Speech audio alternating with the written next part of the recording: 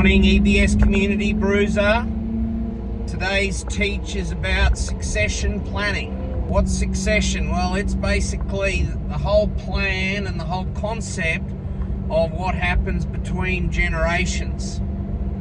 Now, after coaching businesses for the last 20 years, this area is an ongoing and persistent problem that I see people not doing enough in this area. And then if there and when there is a death, we're all going to go to heaven one day, then all of the different parts of what's unsaid, what's unwritten, what's unlegally written, all crops up its ugly head.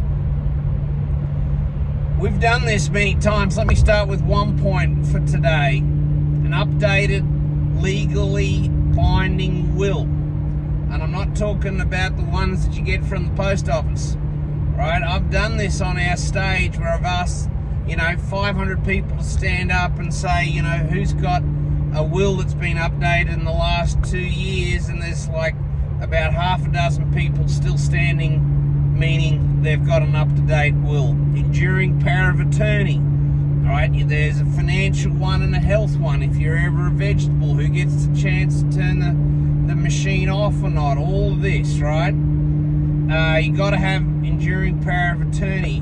Business will, right? Of your specific wishes for your business if you're not here, right?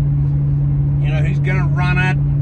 What are all the different implications? Is it family? Is it a CEO, general manager?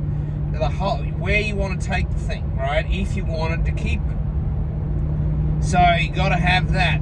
And here's an next part. Having the conversation. Most of the people viewing this particular clip are going to have kids, right?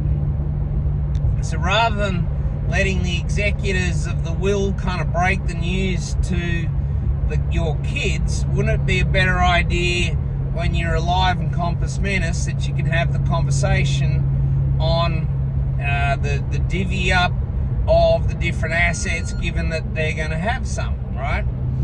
So this area, open communication and transparent communication, I think is so underutilized, and there is such a great opportunity to do that. So for me, this needs a plan. A lot of the time you're going to need an intermediary, you're going to need a coach, because it's an emotive type of exercise, right? Because most people don't want to die early.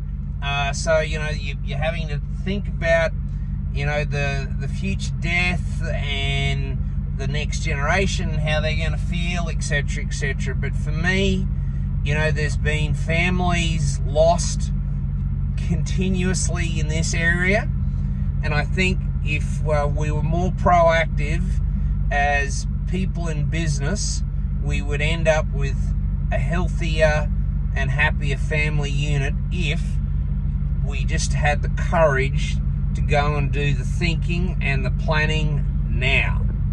Succession planning, go get on it.